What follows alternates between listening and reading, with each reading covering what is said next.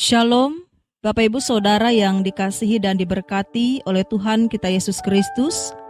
Hari ini kembali kita bersama akan merenungkan kebenaran firman Tuhan melewati kitab Amos pasal yang ketiga, ayat yang ke-9 hingga pasal yang ke-4 ayat yang ke-5. Sebelum kita bersama merenungkan kebenaran firman Tuhan saat ini, saya mengajak Bapak Ibu Saudara kita bersatu di dalam doa. Tuhan Yesus, kami datang ke hadirat-Mu dengan hati yang terbuka dan penuh kerinduan akan kebenaran firman-Mu. Di tengah dunia yang seringkali menyamarkan akan kejujuran dengan kepentingan pribadi, maka kami ingin belajar hidup sesuai dengan kehendak-Mu. Menjadi pribadi yang jujur di hadapan-Mu, di hadapan sesama, dan bagi diri kami sendiri. Bapa, sucikanlah hati kami, serta pikiran kami agar firman yang boleh disampaikan hari ini tidak hanya sekedar kami mendengar, tetapi benar-benar mengubah kehidupan kami. Biarlah kebenaran-Mu menelanjangi segala kepalsuan dalam diri kami dan menuntun kami kepada pertobatan yang sejati. Urapilah hamba-Mu yang akan menyampaikan firman ini, agar bisa berbicara bukan dengan kekuatan manusia, melainkan dengan hikmat dan kuasa dari Roh Kudus. Ajarilah kami untuk berkata, agar segala sesuatu yang tergambarkan dalam perkataan kami yang benar, agar kami dapat hidup di dalam terang-Mu yang kudus. Biarlah kami memperoleh kebenaran yang sejati. Maka dari itu Tuhan, bimbinglah kami, agar kami hidup serupa dengan Engkau. Di dalam dan oleh Yesus Kristus kami berdoa. Amin. Amos pasal yang ketiga ayat yang ke-9 hingga pasal yang ke-4 ayat yang ke-5. Diberi judul bagi kita, Jujurlah. Bapak Ibu Saudara yang dikasihi dan diberkati oleh Tuhan kita Yesus Kristus, hari ini kita bersama akan merenungkan satu bagian dari firman Tuhan yang menegur kita dengan keras, namun sangat relevan bagi kita semua, yakni melewati kitab Amos. Kita akan berbicara tentang perbuatan jujur dan bagaimana Tuhan memandang kehidupan umat manusia, baik secara lahiriah maupun batiniah. Hari ini Bapak Ibu Saudara, melewati firman ini dapat membuka mata hati kita agar kita boleh melihat akan kebenaran Tuhan kita Yesus Kristus. Dalam nas ini menjadi bagian dari nubuat Nabi Amos kepada bangsa Israel, khususnya kerajaan utara yang saat itu hidup dalam kemakmuran, namun penuh ketidakadilan, kemunafikan, dan ketidakjujuran. Hari ini kita dapat melihat yang pertama di dalam Amos pasal yang ketiga ayat yang ke-9 hingga ayat yang ke-10, di mana nas ini berbicara Tuhan melihat segala sesuatu. Ayat yang ke-9 berkata, "Perdengarkanlah di puri-puri Asdod dan di puri-puri tanah Mesir, berkumpullah di gunung Samaria dan lihatlah kerusuhan yang besar di sana dan penganiayaan di tengah-tengahnya." Nah, Bapak Ibu Saudara, di sini Tuhan memanggil bangsa asing untuk menyaksikan kejahatan Israel. Mengapa demikian? Karena kejahatan mereka sudah begitu nyata, begitu terang-terangan, bahkan orang luar pun bisa melihatnya. Tuhan tahu semuanya, jadi tidak ada yang tersembunyi dari hadapannya. Perbuatan jujur dimulai dari kesadaran bahwa Allah melihat. Banyak orang bisa tampil baik di gereja, tetapi jujurkah kita dalam urusan keuangan? Jujurkah kita dalam bekerja, di dalam relasi kita, dan terlebih di dalam pelayanan?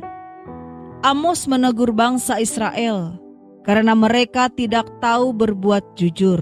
Dan di sini kita dapat melihat pada ayat yang ke-10. Bukan karena mereka tidak bisa, tapi karena mereka tidak mau. Mereka telah terbiasa hidup dalam ketidakjujuran, menimbun kekayaan dengan penindasan, Dan pertanyaannya bagi kita, apakah kita masih berbuat jujur? Yang kedua, kita dapat melihat pada Amos pasal yang ketiga ayat yang ke-11 hingga ayat yang ke-15, di mana berbicara kepada kita tentang hukuman Tuhan tidak terhindarkan. Karena ketidakjujuran dan kejahatan itu, Tuhan menyatakan akan mendatangkan penghukuman. Dan di sini dapat kita melihat pada ayat yang ke-11, di mana musuh datang mengelilingi negeri itu, dan bangsa Israel merasa aman karena punya kekayaan, tempat ibadah, dan simbol-simbol religius. Tapi Tuhan akan menghancurkan semuanya, karena mereka hanya kelihatan saleh, tetapi hatinya jahat. Ketidakjujuran bukan hanya soal berkata bohong, tapi juga menyangkut hal lain, seperti menyembunyikan kebenaran, memanipulasi orang lain untuk keuntungan diri, dan menjalani ibadah yang tidak tulus hanya demi citra. Bapak, Ibu, Saudara, kejujuran adalah tanda seseorang mengenal Allah. Tapi saat hati sudah keras dan nurani sudah tumpul, maka Tuhan tidak segan menghajar kita, karena kasih-Nya tidak membiarkan kita binasa di dalam dosa. Dan yang ketiga, kita dapat melihat di dalam Amos pasal 4 ayat yang pertama hingga ayat yang ke-5, berbicara tentang pertobatan lebih berarti daripada ibadah. Pasal 4 ayat yang pertama menyebut kaum wanita Samaria sebagai lembu-lembu basan.